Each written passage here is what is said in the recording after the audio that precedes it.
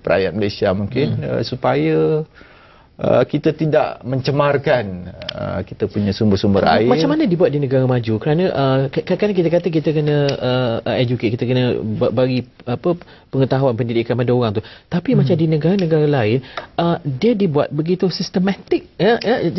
Mungkin boleh doktor boleh cerita macam mana dia orang buatkan nak petani dia kalau nak pakai baja macam mana, berapa banyak dan sebagainya. Ya. Mungkin dia kena didik daripada awal ke. Daripada sekolah lagi. Kebanyakan negara maju menggunakan kanak-kanak untuk mendidik masyarakat. Jadi awal-awal aja. Jadi kesedaran tu akan timbul daripada peringkat awal. Tapi mungkin juga satu kesedaran tu kita perlu ajukan selalulah. Kita tak boleh give up cepat. Jadi macam di negara-negara maju, petani juga diajar macam mana nak gunakan baja, jenis baja, berapa banyak baja guna. Jadi ianya tidak akan mencemarkan sumber-sumber air, sama ada sumber air tanah ataupun sumber air permukaan. Jadi dengan kaedah tersebut pencemaran di semua sumber air menjadi berkurangan. Jadi kalau kita lihat contohnya, kalau you pergi Geneva contohnya, you lihat tasik di dalam bandar, airnya terlalu bersih, you boleh minum terus daripada tasik yang duduk di tengah-tengah bandar. Jadi macam mana kita nak jadikan tasik di Malaysia sebersih tasik di Geneva? Dia buat macam mana di Geneva? Apa praktisnya atau dia selalu pencemaran ni datangnya daripada kawasan sekitar dan kawasan ulu sungai kan. Kalau di Tasik dia mungkin feeder tu mungkin daripada sungai ataupun daripada kawasan lembangan Tasik tersebut kan.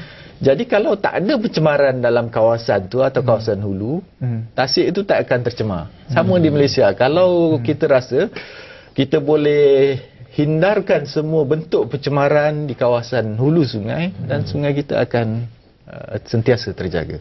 Jadi itu mungkin salah satu daripada mungkin kita punya yang kita perlu lihat di masa hadapan. Macam mana kita nak educate orang kita supaya tidak mencemarkan sungai.